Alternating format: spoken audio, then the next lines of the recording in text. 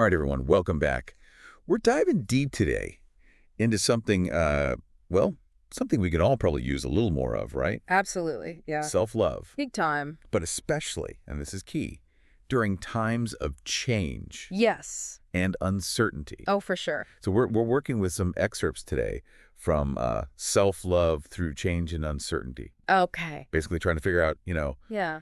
how to be our own best friend Right. when life, you know, throws a wrench in the works. Exactly. So much of what we hear about self-love is, it's kind of surface level, Yeah. It's often presented as like bubble baths and face masks. Right, exactly. Which, don't get me wrong, those are great. Yeah, those are lovely. But real self-love, it runs deeper, It's about that deep down acceptance and appreciation for yourself, including, and this is important, the flaws. Flaws and all, right. Yeah, all of it. Makes sense, but I gotta say, it's a lot easier to love yourself when things are going your way. When work's good, relationships are smooth sailing. Of course. But when life throws those curveballs, job changes, relationship drama, Right. or just the general chaos of being alive, it's a different story, isn't it? It is, yeah. When those external things start to shift, Yeah, it can really shake our sense of who we are,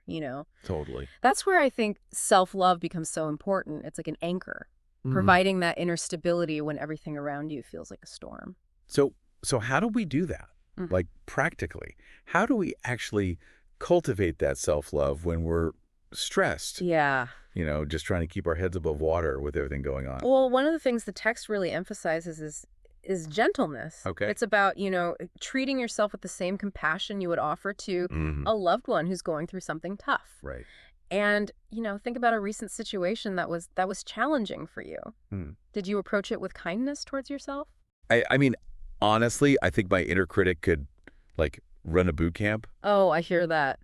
It's just a constant barrage of not good enough, Right. should be doing more. It's exhausting. It is. But imagine approaching that situation with the same kindness you'd offer a friend, Yeah. The text actually suggests journaling as a way to become more aware of these negative thought patterns. There's even a specific prompt, it says. Right. Write about a time you were hard on yourself during a period of change and describe the situation, your thoughts, and then, here's the interesting part, rewrite it from the perspective of a kind, supportive friend. Wow. I've never thought about it that way. Yeah. That's actually really powerful. It's like It is. you're forced to see the situation through a completely different lens. Exactly. And, another thing that can be really helpful here is mindfulness. Oh, interesting. I've dabbled in mindfulness a bit. Yeah. But I never really connected it to self-love. Wow. How does that work? Mindfulness is all about, observing your thoughts without judgment. Okay. It's like watching clouds drift by. Yeah. You're not trying to grab onto them or push them away. You just let them be. Okay. And that creates space, between you and the thought. Right. And it weakens its power over you.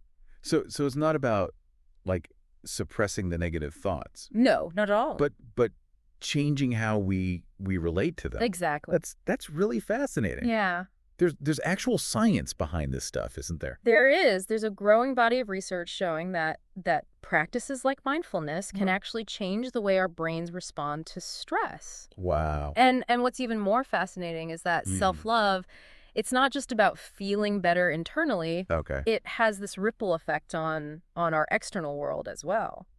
So it's not just about feeling good, it actually impacts how we show up in the world. It does, yeah. Tell me more about that. Well, when you genuinely value yourself, it becomes easier to set those healthy boundaries. Make choices that are truly aligned with your needs. Okay. And navigate challenges with more resilience. Right.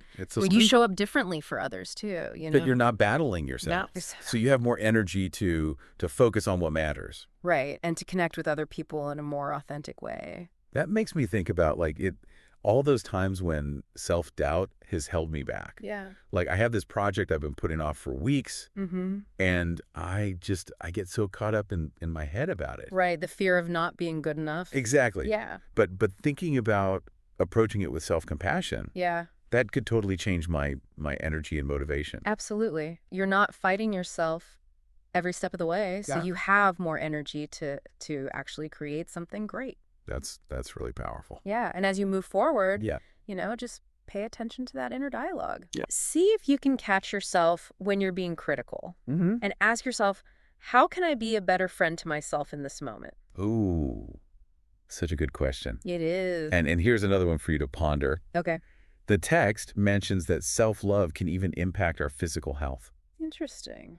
And it got me thinking, Yeah. could being kinder to ourselves actually boost our immune systems Wow, that's a fascinating thought. or help us heal faster? It makes you wonder, doesn't it? It really does. Something to think about. Yeah. Thank you so much for joining us on this deep dive into self-love. My pleasure. It's a journey, that's for sure. It is. But it's a journey worth taking. Absolutely. Especially when life feels a little unpredictable.